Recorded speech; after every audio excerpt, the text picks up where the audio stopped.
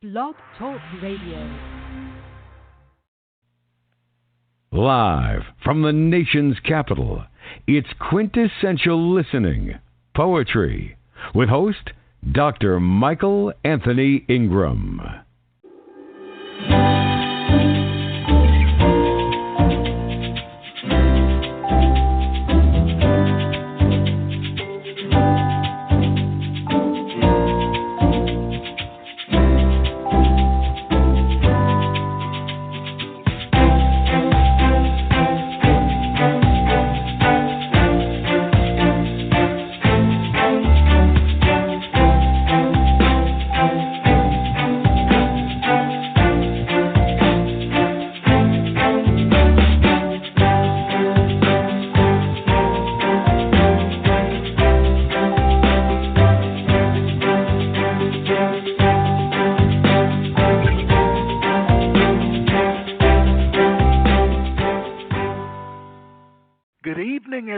This is Michael Anthony Ingram calling from, where am I calling from? From the state of Washington, D.C., from the city of Washington, D.C., excuse me.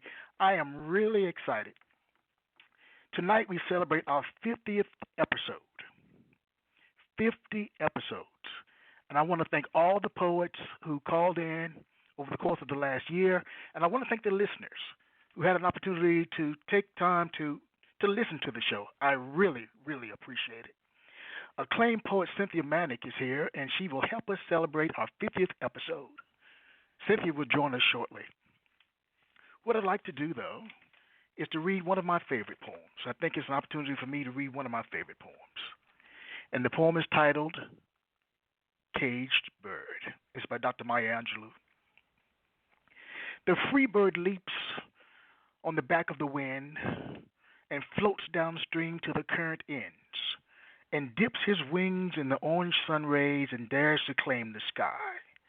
But a bird that stalks down his narrow cage can seldom see through his bars of rage. His wings are clipped and his feet are tied, so he opens his throat to sing. The cage bird sings with fearful trill of things unknown but longed for still, and his tune is heard on the distant hill, but the cage bird sings of freedom. The free bird thinks of another breeze, and the trade wind soft through the sighing trees, and the fat worms waiting on a dawn-bright lawn, and he names the sky his own. But a caged bird stands on the grave of dreams. His shadow shouts on a nightmare scream. His wings are clipped, and his feet are tied, so he opens his throat to sing. The caged bird sings with a fearful trill of things unknown but longed for still, and his tune is heard on the distant hill. The caged bird sings for freedom. Thank you very much. That's my little piece tonight in celebration of our 50th episode. I think Cynthia's with us now. Hi, Michael. How are you? Hello, Cynthia. How are you? I'm good. I love your poetry voice. Well, thank you very much. Thank you very much. I'm going to call you Barry White soon. Barry White / Michael. Oh, I'm not supposed to be laughing. I'm supposed to be serious. Hey, you can do both.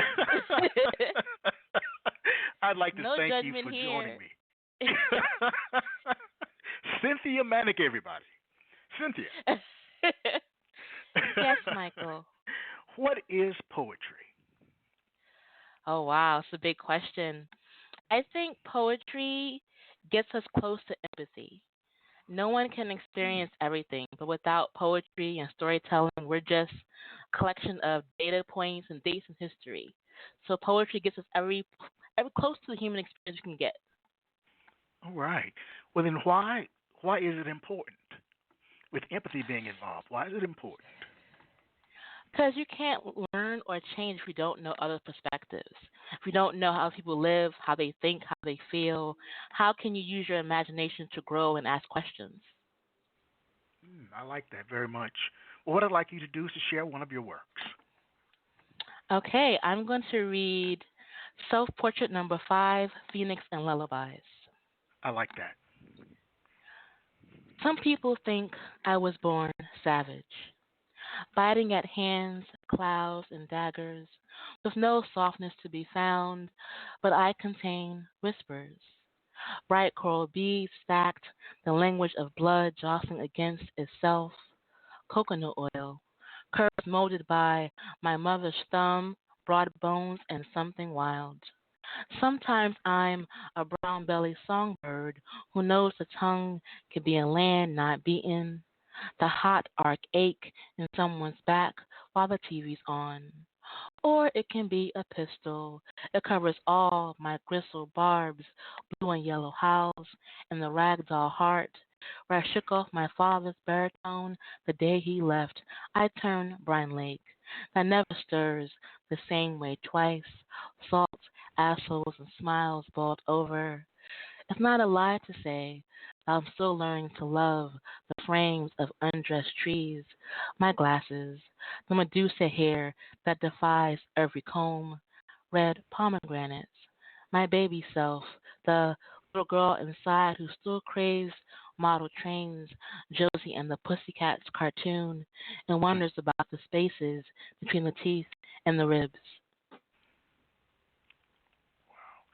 Tell us about that poem. What was the inspiration? Well, my current professor, Nathalie Handel, charged me with writing self-portraits because there are so many different parts of ourselves. There's the sister, there's the friend, there's the worker, there's the poet, there's the lover. And how do you write about all those things at once? So I have about 8 or 9 self-portraits at this point. And this portrait basically try to tie in my childhood to who I am now. Like what shaped me? How did I become who I am? And that goes from cartoons to little modern trains to ragdoll when I was little to sort of maybe people see me how I see myself. It's a combination of things, I think. And the title Phoenix and Lullabies is sort of contrasts that. Lullabies being so soft and Phoenix rising from the ashes and burning too bright. I like the combination of contradictions in this poem. Oh, very nice. Josie and the Pussycats. Josie and the Pussycats. The black girl on the tambourine. Yes. Yes. Well, maybe this leads into my next question. What sparked your interest in poetry? Ooh, your initial what love sparked my of it. interest? My Yes. initial love of it. Originally, well, when I was in high school, I was a huge nerd. I mean, like, I would travel with like 3 or 4 books in my bag. I was lost in stories and poems, and I had all these questions about how the world was working and how things were done. And some folks turned to music, some folks turned to visual arts. To me, it was exploring that through words. It was poetry. Mm-hmm. Well, And then I think what are I some... read, no, Please, continue. I think I read Nikki Giovanni's poems, and I was like, wow, a black girl can write about this kind of stuff and it'd be normal. And so I sort of realized that, oh, poetry is a thing that I can do. I can read about it and I can do it. So I started doing it. Wow, very nice. What are some of the predominant themes in your work? I would say the body, being a woman, being a black woman, because I'm black and woman all the time. Erasure, Okay. my family, culture, how I move in the world, how people see me, how I see myself, and the fear of the erasure, of not being present in storytelling as it is right now. So you're a storyteller. I think so, yeah. I think we all have these stories inside us, whether it's passed down from elders or whether it's from just living our lives. I think they're all stories. They're all a collection of moments that we need to be shared. Well, tell us a story through one of your poems.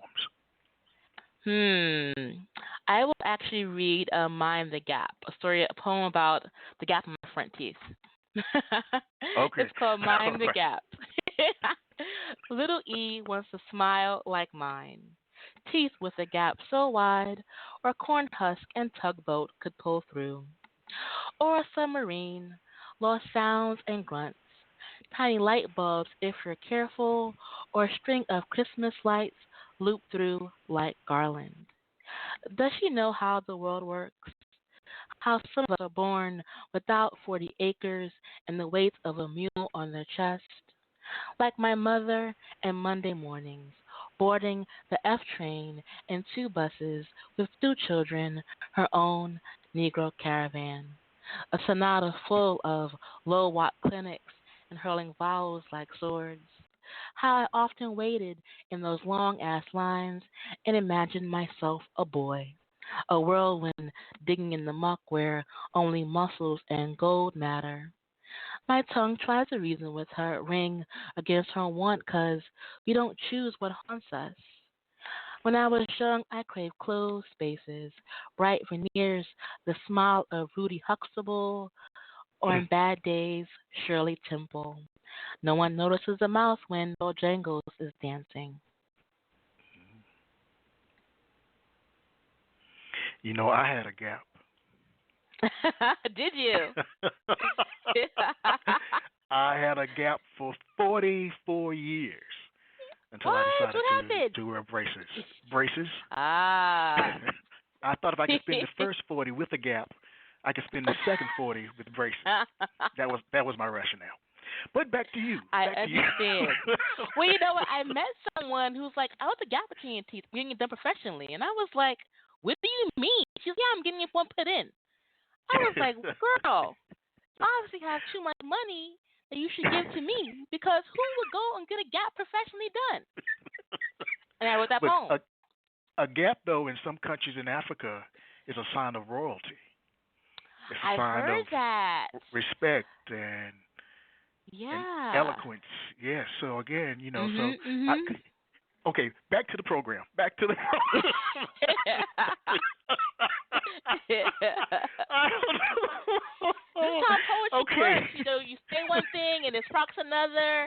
It's a whole ecosystem. It's an ecosystem. We're getting there. We're getting there. Let me ask you a question. How does a poem begin for you? With an idea, a form, or an image? Ooh, for me, it's usually an idea or an image. I usually don't start writing with a form until much later. It's usually an idea or an image, and it's usually on scrap paper. Mm. I usually have Okay. like raggedy pieces of paper laying around, and I'll use that to start writing. And I'm also a big collector of words, so like if I see a word that I like in a book or from anything, I'll write it down. So I have like notebooks of words that I like, and I will pick up one of those notebooks and I'll browse through it, see if anything fits, and that's how the poem will begin on a scrap paper and a notebook. And then eventually it'll go to the laptop where I will edit it and that kind of stuff. But it starts on scrap paper with an idea or an image. Oh wow, it's beautiful, beautiful. Um, Share another piece of your work. Sure. Let me see. I'll do Dear Superman. Dear Superman, tell yourself what you will. That you wait patiently to tip your Clark hat and jaw to every Sarah, Lois, or bright haired Jane. Women with caught hair, pink lips, and cosmetics lightly placed. Delicate shades that blush oh so nicely on paper, TV, and high resolution film. But I see how the animal of your body passes by the dark girls. Girls with names like Esther, Delisa, or Cantina Rose. Girls who wear glasses and dresses with the slip showing. Women of strong flavors, hot peppers between their legs, and a storm inside. Those girls secretly stir you from liver to toenail, and they too crave strong arms, a cape to cradle inside, and have dreams of sleeping between stars. Tell us about that piece. That's very I powerful. was Superman. I think when we were young, we emulate and we love the superheroes.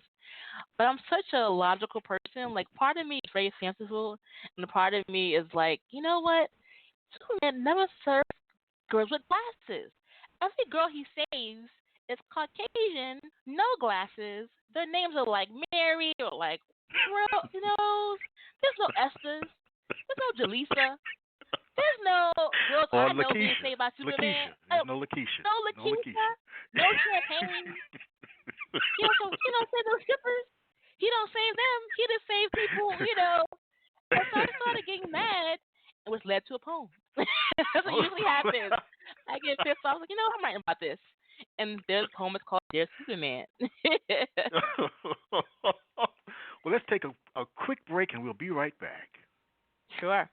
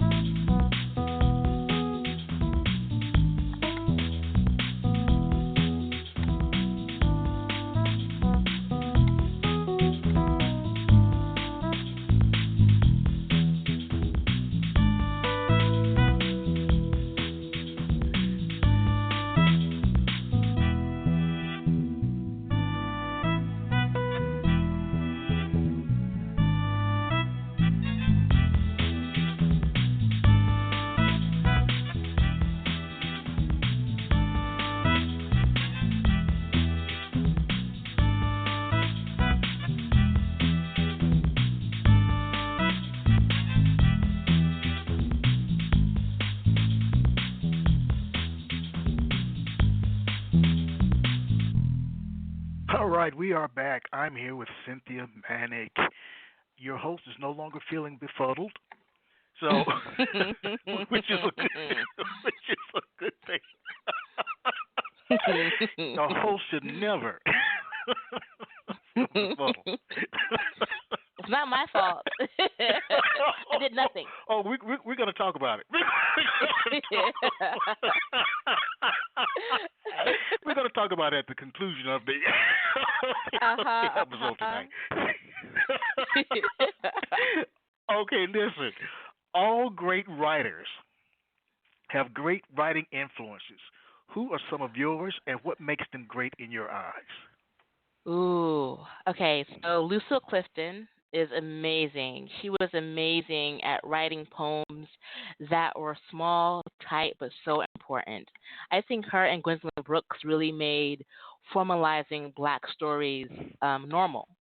You know, it doesn't have to be about Shakespeare. It could be about in your kitchen. It could be about your kid. It could be about walking down the street. They made Black stories important and normal for poetry. Vivi Francis is a great poet who I call her a black unicorn because she'll come and be brilliant and then retreat to her house in the woods. She's just like this brilliant poet who's really good about making you ask questions of yourself about why you write the way you write. Nikki Finney is a fantastic writer who asks questions about the world. She wants your poetry to not only connect to yourself, but to your family, to your block, to your city, to your state. She's really about how poetry can extend outside of yourself. Tahimba Jess, who won the Pulitzer, he's amazing for music. Like he really sort of pushes the envelope of how music can influence writing and how you should be proud of that, proud of your connection to music. C.D. Wright, who I didn't know personally, but Yes. a friend of mine knew her, and she gave her great advice. She told her in the poem, "You gave me deer here, but I want venison." So now when I write, I think about venison. How do I get venison in my poem? How do I get specific in my poem? To get deer was common. How do I get what's unique to me in my poetry? Tracy K. Smith and Tina Chang, they're really good about being smart in their work. You know, you can see in their poems, everything builds on top of another. One question leads to an answer leads to an image leads to a memory. They're both so brilliant about connecting parts of themselves in the work. Larray Van Clef Stefanon and Ada Limon, who are fantastic writers who advocate about writing about joy. I think we as poets we sort of get used to writing about pain and about writing about how things, you know, are horrible. But Ada Right. and Larray really advocate that poetry be more than a list of traumas. It can be a list of joy as well. Yeah, and lastly, my current teacher, Natalie Handel, who's teaching me now the self and our relationship to poetry. So those are some of my favorites right there. Wow. Very nice. Very nice. Poets hail from all over the world. Where do you hail from? Hmm Ooh, I hear from Brooklyn via South Carolina. Okay. My parents are from South Carolina, and so a lot of my poetry has limits, I think. A lot of mother sayings. She uses very Southern sayings that I cannot seem to escape. It comes to my poetry. Then also Brooklyn is in there, I think, the sort of cynical part of me who's always aware of my surroundings at all times. That's in my poetry as well. Then you have, and I went to school in Virginia, so you have the sort of bless your heart sort of thing in my poetry too. Right. And then you have Brooklyn again, like, girl, don't bless your heart, get out of my face. That's in there too. So there's a lot of me. I'm also Gemini. There's a lot of me in my poetry, I think. It's true. It's true.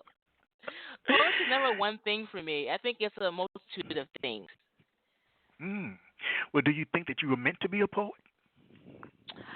Ooh. When I was little, I wanted to be president when I was little.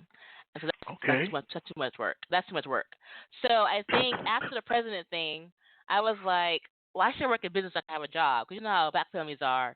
You got to have a job. I don't care what else you're doing, but I got to have a job. So my second course was like, I'll be in business administration. And then I was like, God, it's so boring. It's so boring. And so right now I work at nonprofit that I like. And then on the side, on the side, I guess in halftime, I do poetry. And I teach, and I run a reading series. So I sort of get my creative fill.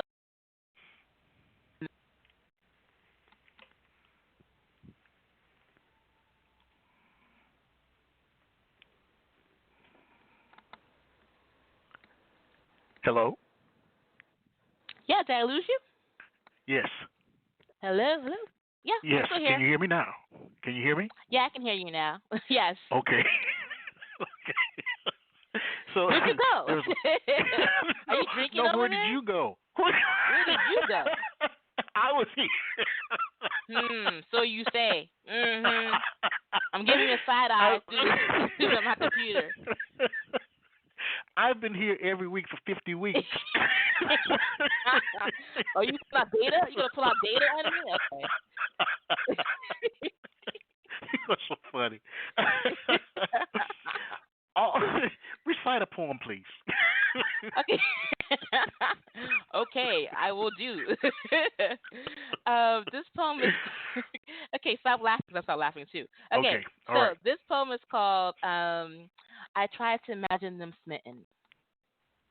I've never seen my parents kiss or try to beat silver dollars in each other's pockets. One photo, they're on a green love seat. The plastic cover looks too sweaty to touch. Dad is standing to the side, afro sheen bright as paint, mouth curved to sing something alive. My mom is seated, brown legs crossed and bare.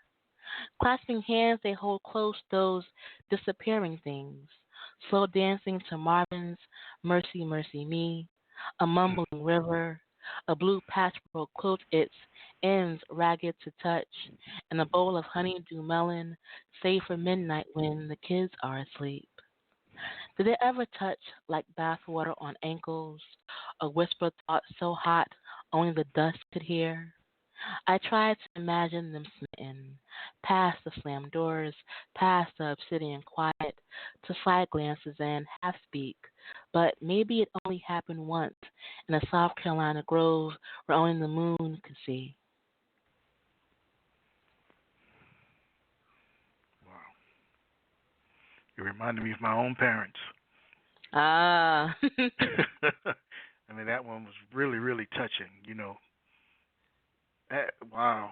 You know, all poets have several words that come up over and over again. Words or sentences that they just can't help but use in their work. What are three of your absolute favorite words to use? When I wrote Blue Hallelujahs, my editor was like, "You have peaches in this book like 15 times," and so I had to do a word search. I had peaches literally a lot. Okay, so I had to go out and take them out, put plums instead. So peaches is definitely one of my go-to words. Okay. Dark is another one that I'm trying to get away from because dark can mean so many different things. Yes, it can mean skin, it can mean feeling. It could mean way of life. So dark is another one. And thirdly, I want to say body.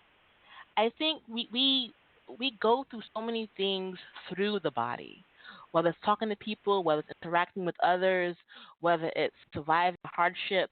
The body takes a toll of all of it. So I think body is a lot in my poems. The word All body, right. yeah. All right. There's so much happening in the world today, Mhm. and poets having an opportunity to lift their voices is so important. What do you see as being the role of a poet in modern day society? Hmm. I think it's twofold. Number one is to tell the stories around us, tell us what's happening, to report, how the world is evolving or de-evolving, as the case may be. Mm. But it's also to share other parts of ourselves. I mean, because if we only write about what hates us, we'll forget to fight for what loves us. So you have Mm. to write about who we love, going to work, teaching your kid how to ride a bike. You have to do both. You can't forget one without the other. Yes, Mm. world is going up in flames, but I still go to work tomorrow. I'm still falling in love tomorrow. I'm still eating a ham sandwich tomorrow. And that should be part of poetry as well. So the poet's job Mm-hmm. is to do all those things, to describe the world's experience, not just the immediate, but the smaller things as well. Share another piece of your work. Sure, I'm going to read Letter to 1991. It's a little bit longer piece. Letter to 1991. You should be 13 now, and Dad still calls you Simbo, a nickname we crave to shake loose like pimples and oatmeal cream little Debbie cakes. You worry too much. You worry about Mom and Dad, music of something breaking. It's red with lights, all the noise sometimes. Put your head in a book of sand. Bring your little brother in the back room and close the door. There's a suitcase full of hurt there, and no, you can't unpack it. Think of that summer when you were 6 and our foot slipped into a house of red ants, the biting up your right leg, the stings and the buzzing. Mama told you to pretend like you were a possum, play dead as rivulets of alcohol dripped down dark as blood. The insects fell one by one, dead little bodies all over the place. Mama held you next to the fullness of her thighs. You didn't cry. No hollering or heaving.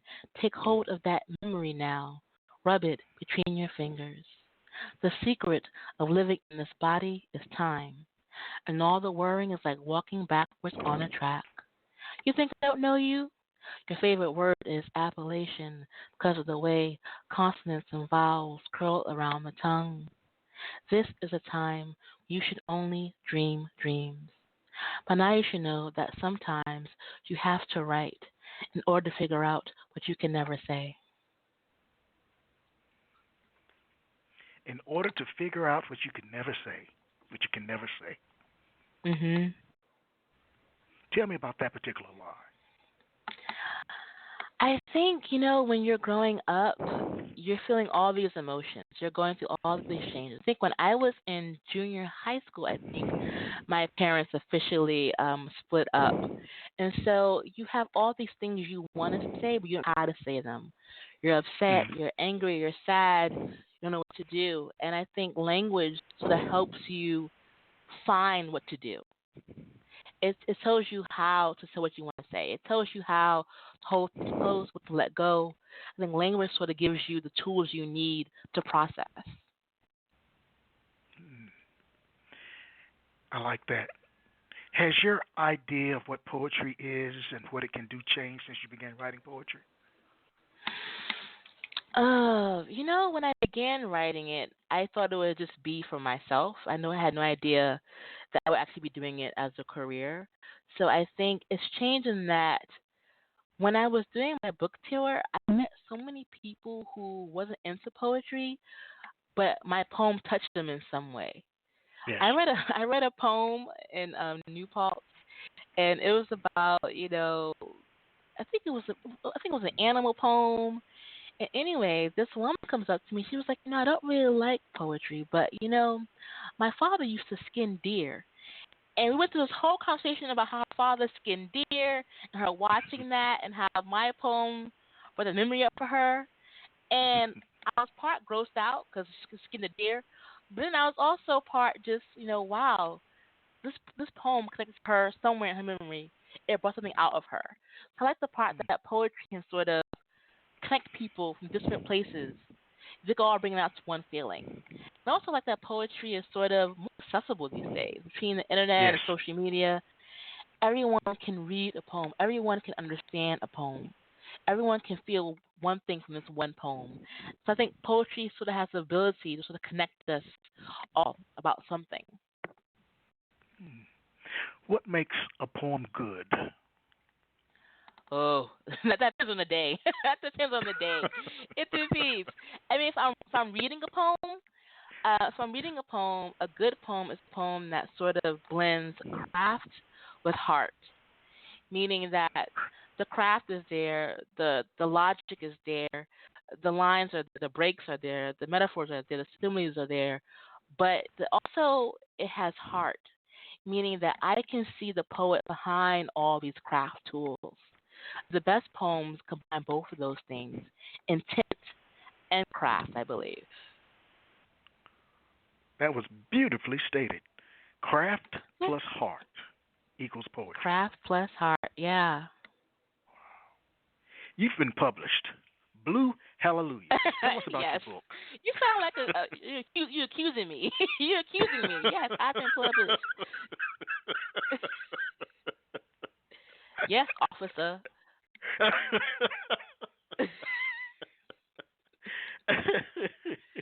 Okay, I'll say it differently. You've written a book. Thank you. Thank you. That tone was welcoming. That tone was Yes. welcoming. Yes. And the title is Blue Hallelujahs. Would you tell us about that, please? Blue Hallelujahs. I think I love that title because it's musical, but it also encapsulates so many things. Because you think Hmm. of hallelujahs in the church, you see, people are falling out, people are filled with emotion, and there's sort of this like frenzy. Then you have the word blue that sort of tempers it down. Because blue can be anything. It can be the blues, it can be the soul, it can be movement, it can be just the color, it can be sadness. The hallelujahs can bring it up and bring it down. So I think the combination of blue hallelujahs sort of encapsulates, if you're breathing, what makes you alive? Is it Hmm. dancing? Is it family? Is it friends? Is it love? Is it sex? What is it? Is it memory? Is it imagination? And I think the book tries to sort of answer all those questions or give you options at least. Wow. Share another piece of your work, Sure. I'm gonna please. do. I'm gonna do. This poem. I actually wrote this poem because, I was wondering about when people give birth. What the first thought that they have. And I'm just curious. So this poem came out of that. What's passed down in the making? Sometimes I smile just like my mother, as if the skin and gums remember the day I was born. Between thick thighs and southern jasmine, I arrived as a red-throated anthill, just as busy. And maybe the moon was in my half-blind eyes, but I felt what was handed down. Darkling skin luminous, grandmother's brass comb, its teeth well used, veins of an ancient past, stumbles into prayers to put me on the side of right, and the galloping heart of a jukebox. But what did my mother dream when she knew how much hunger the dark could contain, how close we are to mindsets behind plantation born juleps? She saw a girl surrounded by words and light, holding the body stove close like girls are taught, hands teaching the art of pepper oil, feet striding a ground bursting with fire, lip to lips.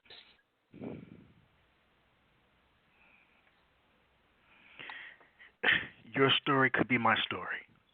My parents, my mother hails from South Carolina as well. Oh So my wow. grandmother, I'm from North Carolina. But my Mhm. grandmother, I remember her with her comb. Yes. Totally Yes. similar.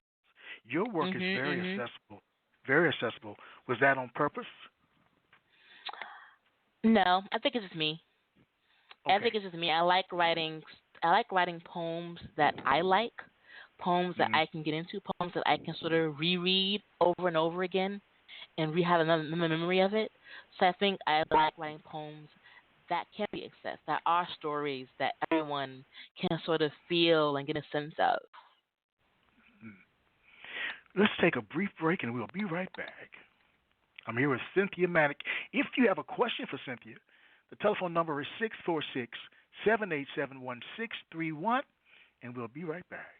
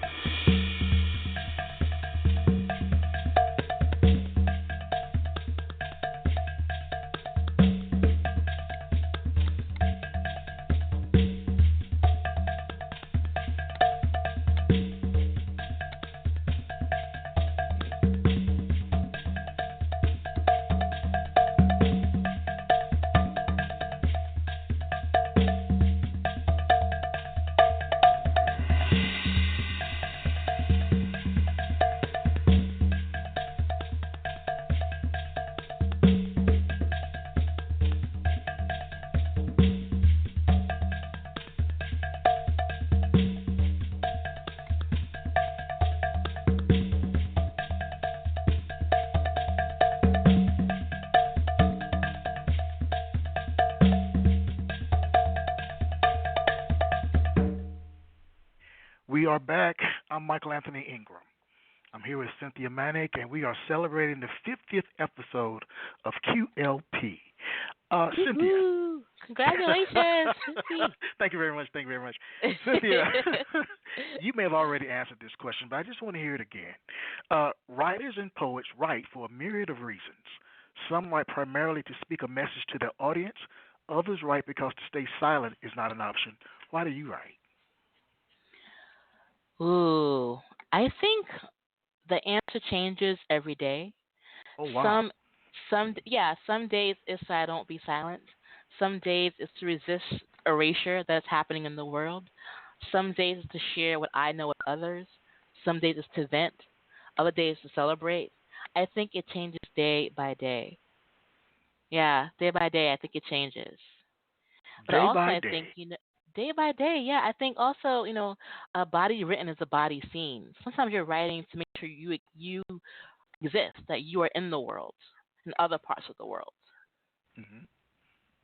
What then is a measure of success of a poet? What's a measure of success as a poet? Ooh, well, some folks will say, well, it depends. Okay, I think originally the first measure of success is writing a poem and being happy with it. Because I know Okay. so many people who've written poems and aren't call themselves poets.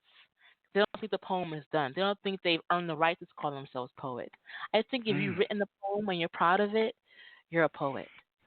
I Mm. also think getting it published in literary magazines, even if it's online, sharing your work with others, putting yourself in the poetry community that way also is a measure of success. Getting a book published is always it's a nice measure of success.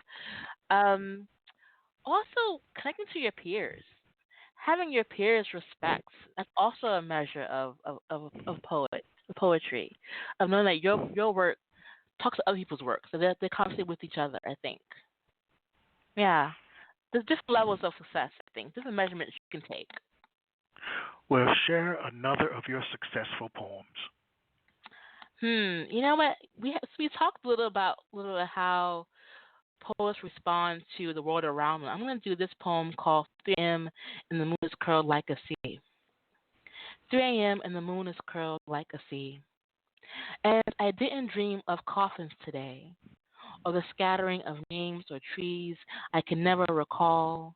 Instead, there was a silver dog chasing joy in the shape of a hat. A long dead cousin eating Jack and Jill cookies, and my hands held fistfuls of not yet ripe tomatoes that needed a dark place or bag to become true. Don't you go shopping or check on a relative? The dream book says tomatoes symbolize harmony, but my mind wonders how long it takes for stars to burn out, and if its last beats are like a bear with heart and love for the very first time. I once read that black poets write love poems the least, as if we're too busy swallowing mouthfuls of dust, tiling wounds, knowing how often atoms fissure and our bodies part. But can we not do both? Banish the lines, go braless and numb, fumble in the dark with the sweat so sweet he or she is well fed, fill pages with bath water and breath ungraceful, movement like a train of yellow flowers because it's what we saw on our very first date. In another dream, I see the ugly beautiful of a newly painted train, as if a ghost through pure light. People both alive and past are full of bright colors I can't name. It moves so smooth, my ear barely recognizes the revolving jubilee, the sky inside all of their hands. Wow. I don't know what to say. Maybe just allowing it to just soak in is the most important. Right, actually, I actually wrote that poem in the woods. I was actually at a residency in the woods, which I'm not a woods person. Okay. I'm not a woods person, but I was in the woods at MacDowell Colony, and I was in a cabin, and I wrote that poem because, I wasn't really writing about the black wings by police officers, and I just one day I was just so annoyed, and I woke up and I realized that I had a nice dream, and which really, like, it really happens that way. If you have a nice dream the night before, it's Yes. usually body's way of sort of recycling on the images you've seen all day, and it's usually violent, and it's the news. But that night, I was like, oh my God, I had no coffins in my dream last night, and I wrote a poem, and that was a poem about how poets can do both. Poets can write about the first date you ever had and violence in the news. You can write about both. You can flex between tenderness and awe, tenderness and sadness, tenderness and pain. Poetry can do both of those things. You live poetry, don't you? I do. I think I do. Yeah. Live and breathe poetry. Now, some poets are also active in other creative activities. What are some of your favorite non-poetry or literature activities? Ooh. Non-poetry related activities. Oh, God. Okay, I'm a workaholic. Let me really think about what I don't do that's revolves around poetry. I like Zumba. I do Zumba. I do Zumba. I love to go to music events. I'm also a trustee of the Awesome Foundation, where we give grants to awesome projects in New York City. That's month to month. I also just love doing creative things. Like, I love going to speakeasies. Like, I love finding the rare places in New York to go to. I went to a burlesque show a couple of weeks ago. Like, I love to find unique. Yeah, it was amazing. And I was like, these girls are talented. I do not have that kind of skills, but they were really, really amazing. So I love to go to events where I'm out of my element and I learn something new. Yeah. Wow, you are an amazing person. Oh, thank you. Yes. Thank you. Yes. They say that to see the world with complete honesty, one should look to comedians, artists, and poets. What do you think emerges naturally from your work? Ooh, what emerges naturally? Yes. Musicality. I think I have a lot of musicality in my work. Yeah, I think this is what I read. I think there's always musicality in my work. There's always movement, like the way the body moves is also in my work as well. I like poems that sort of use the page, that sort of goes back and forth. That sort of dialogue sort of works in my poems as well. I think also just the way imagination.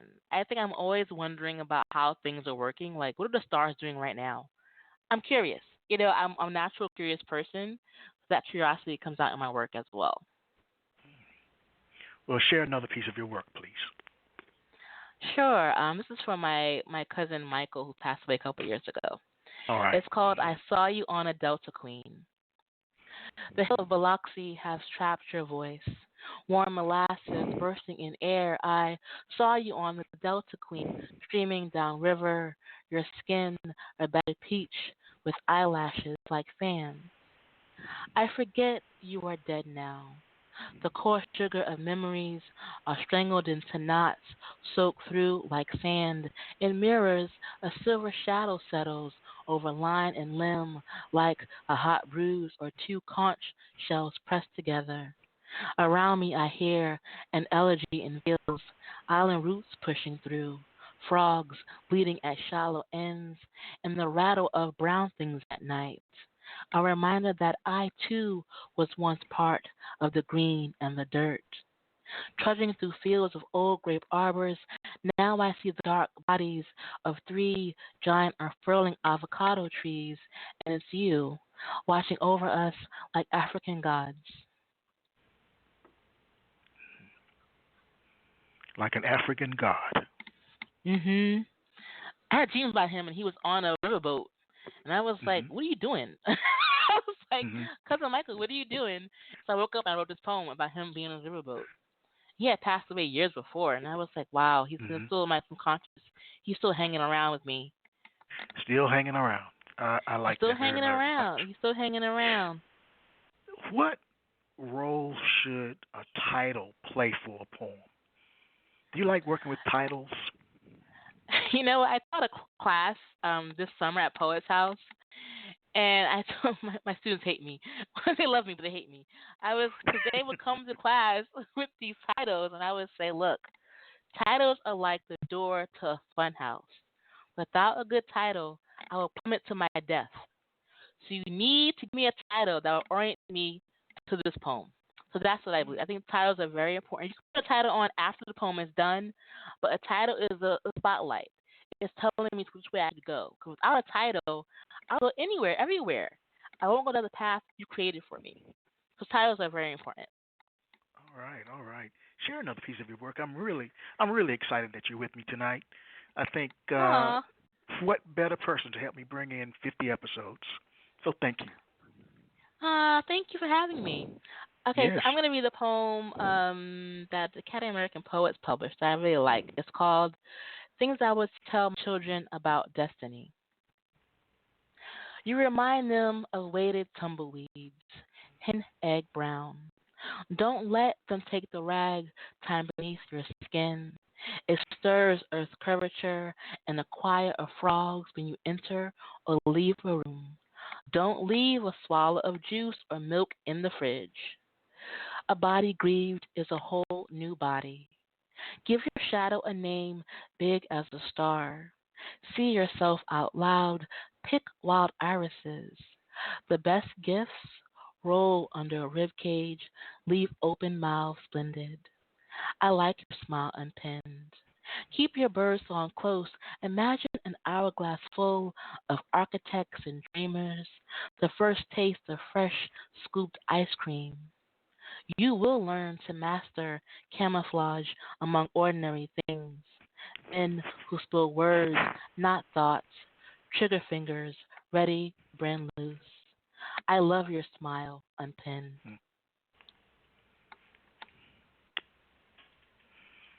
Wow. Please share one more. One more. You know what? One more. Okay. I was actually doing. I did an interview a couple of years ago, and I wrote a poem about it because it asked me why I wrote poetry. And so I started thinking about all the reasons why I wrote poetry. So the poem is called "Why Deliver Beast," aka Write Poetry. To feel rivers and a moving sun, so scars fold in on themselves. My skin is too dark to blush, because even kneecaps are sexy.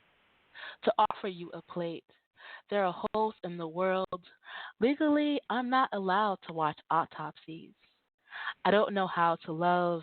I love way too much. I eat watermelons in secret. Something is always trying to kill me. I know how to be hungry. I want you to know fear. The terrain under my breast is rough. There's not enough room for ashes. The terrain under my breast is smooth. There's whiskey in my piss, so I don't snap necks to see a name and know it's mine. A noose is on our breath. I love washing beans on a Sunday.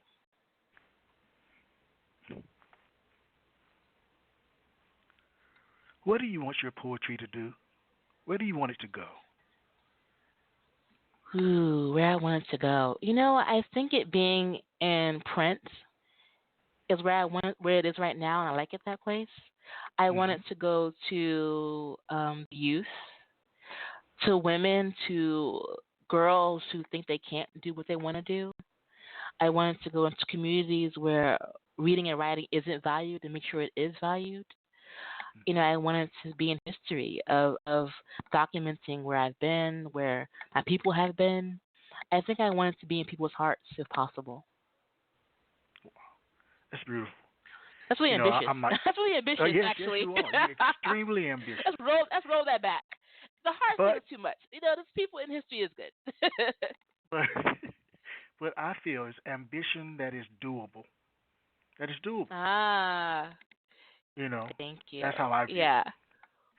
You have a saying, think about crazy doable, crazy not doable. So I'll write that down. I've been thinking that there's a lot. It's true because I have crazy ideas all the time, and I'm like, that's not really doable.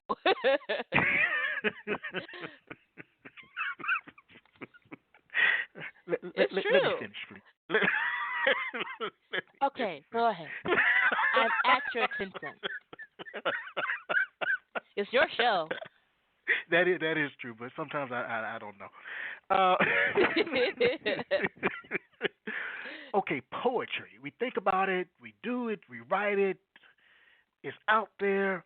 What are some of the prevalent ingredients that go into the concoction that we call a poem? Concoction. That's a great word. Intent. I think intent has to be intent. Yeah.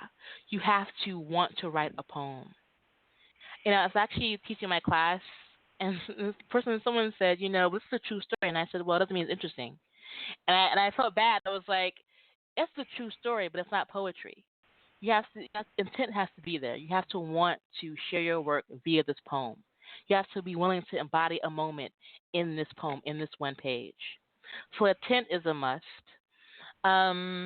Breath. Where the line breaks equals breath. So breath is a must. Where does a person breathe in reading this poem? How do they breathe in reading this poem? And thirdly, intent, breath, and I want to say heart. Heart again. Yeah, because, if I want to write a poem about a lamp, that's fine, but what does a lamp mean to me? Why this lamp? And I think Natalie Diaz was talking to me one day about apples and how everyone knows what an apple is, right? It can be red, be green, it's round. But it's the poet's job to make you see their apple, that particular apple. Now where heart comes in. Intent, breath, and heart. Yeah, I think so. Those are the top three. Wow, very nice, very nice. I'm not going to hold you all night long. No, really? You got time, obviously.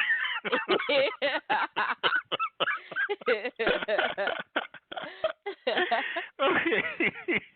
Would you do me a favor and just recite one more? And then I got one more question after that, and then the celebration will be over. Okay, one more poem. You know what? Yes, I will do. Yes, I will do How a Poet Carries Weight. How a Poet Carries Weight. I'm trying not to become one of those disappearing things. Exotic creatures, a body covered by afghans or a face behind an opaque veil. I stopped reading Glamour, Cosmo, and Photoshop Weekly because those magazines, they can't handle the pine beneath my bark, the lushness and curves, the round rows above the pubis, how I glitter from inside out and write odes to the ovaries, playing the samba, sonnets to the urethra, and contrapuntals of the rib. How each poem jockeys for position like climbing up a complex DNA scale 'cause I know how to carry weight. My mama taught me to bind the heart to a cave of scars, manage all 206 bones of my body, my sister's body, and yours. When in doubt, I look to Gwendolyn, Phyllis, and Lucille, standing still in my umbra, the darkest part of my shadow, and know I can survive any type of burning. What's next for you? I'm sure when people hear your work, when they read your book, they want to know what's next. What's next? Well, I also have a reading series called Soul Sister Revue. We just celebrated our 6th year, so I'm releasing an Oh, wow. anthology actually in November, a poetry Okay. compilation with Trisha Smith, Evie Shockley, Joshua Bennett, about 40 poets. It's out November 1st. That's next on my list, November 1st. Okay. Well, Yeah. well, I'd like to thank you for joining me tonight. I've had so much fun. Hopefully, you've had an Yay! opportunity to have fun too. I did. You asked me really good questions, and I was like, wow, you're really smart. Those 50 episodes have Well, not been in vain. I try. Uh, well, I'm not going to ask you anything else, but I'd like to say Mhm. again, thank you very much, and to our listening audience, I want to thank you as well. We're beamed all over the world, and I'm proud of this show. You should be. It's gorgeous what you're doing. And so thank you for having me. Thank you for asking me great questions about poetry and craft and heart. And thank you for listening to my poetry. I really appreciate it. Oh yeah, your poetry's great. It's fantastic. All right. Good night, everybody. Good night. Good night, everybody. Good night.